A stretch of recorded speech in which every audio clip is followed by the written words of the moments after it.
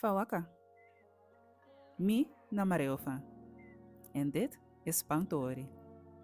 Vandaag kijken we naar de verschillende delen van ons hoofd. Ik noem de woorden op, zodat jij ze kan herhalen. Doe je met me mee? Vis ede. Ai. Ai olo. Tap ai wiwiri. Ai wiwiri.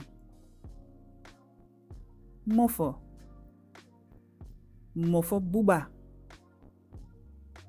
Se fesi. Noso. Noso olo.